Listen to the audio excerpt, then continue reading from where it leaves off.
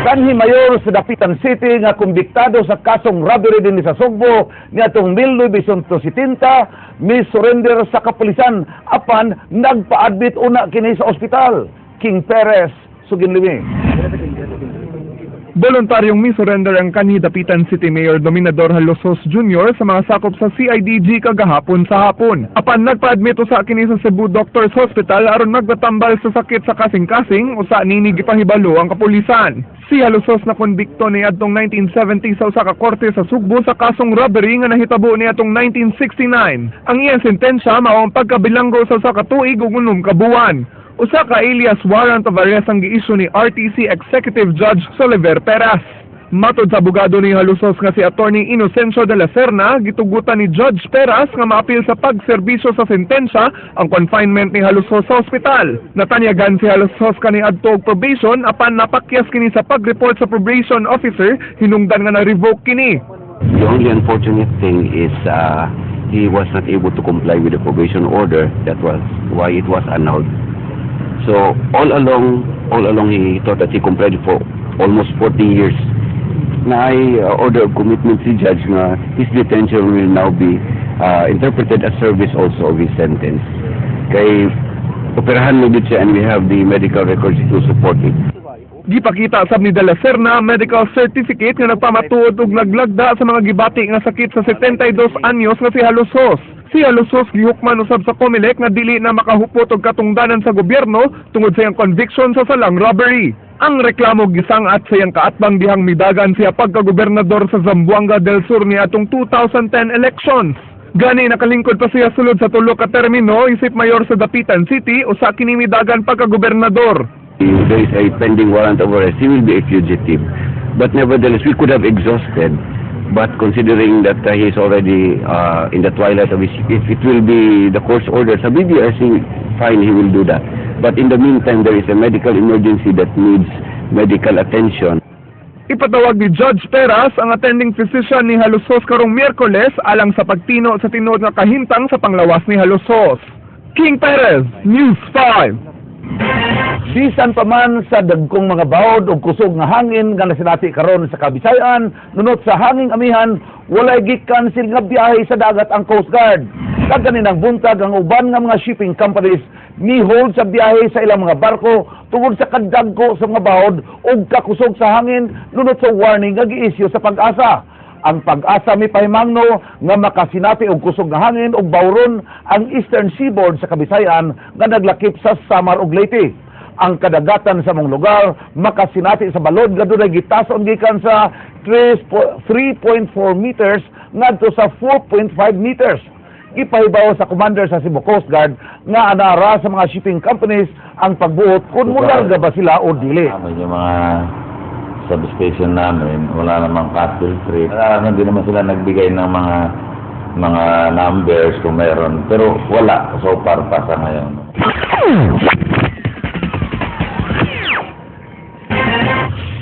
Gibisita kagahapon ni Pambansang Kamao og Sarangani Representative Manny Pacquiao ang mga binilanggo sa Cebu Provincial Detention and Rehabilitation Center.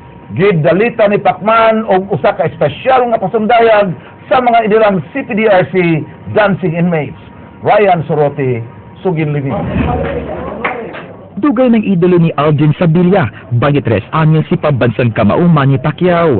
Apan wa siya magdahom nga dinisul sa Cebu Provincial Detention and Rehabilitation Center, iyang mahimamat ang iyang idolo ug makaplagan ang bago niyang gikahiligan. Usa si Sabilla sa 40 ka masakop sa Starmax boxing team sa CPDRC.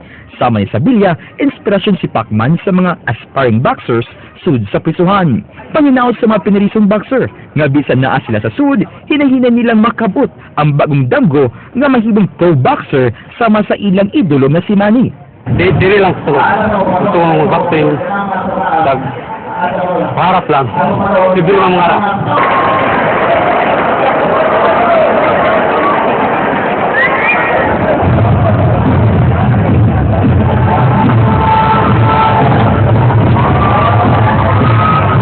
Espesyal ang bagong dance performance sa mga inilang dancing inmates ang misugad sa Pambansang Kamao pag-abot ni ini uban ang Team Pacquiao.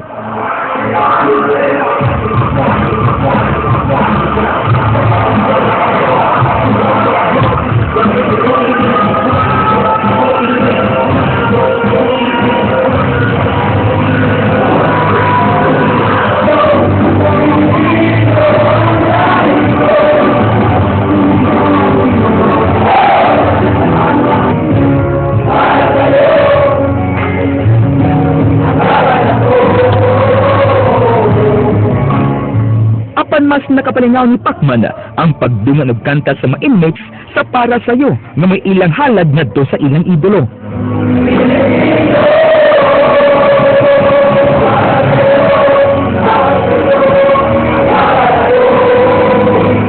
Request nga pinilisong boxer kang Pacman mao pagtabang nila aron mapalambo ang ilang makahimanan diin sagad ining mga hinatag ug ang uban ilang gibugna.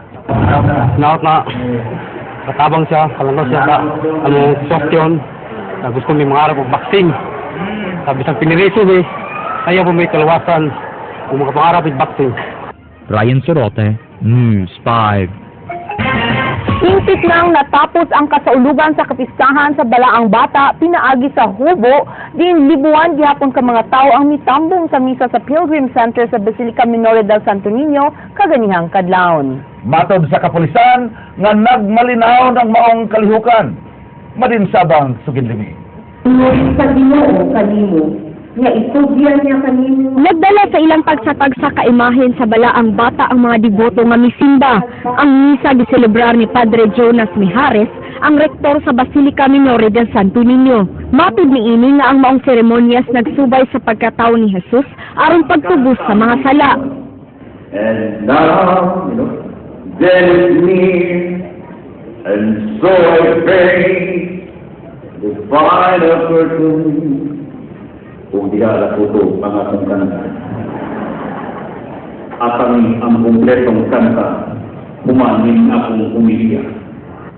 Atol sa iyang wali, gilakbita ni Mijares ang awit nga My Way, ang winning piece sa Filipinang caregiver dito sa Israel, nga midaog sa indigay sa pagkanta. Ang misa rin sa iyong kabuntakon, naghatag ka na kung uptimalihan, na we are facing the final curtain of our celebration. Siguro nakamatigon mo na ang kapitan sa Batang Balaan tinuwid naman ang kasaulugan apan mga barko o eroplano, matag inero, puno o pasahero.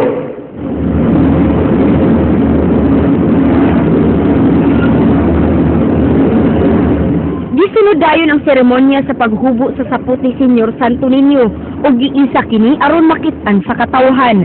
Duna say mga dancers nga nanayaw og sinulog dungan sa pag-isa sab sa katawhan sa ilang mga dalang imahen.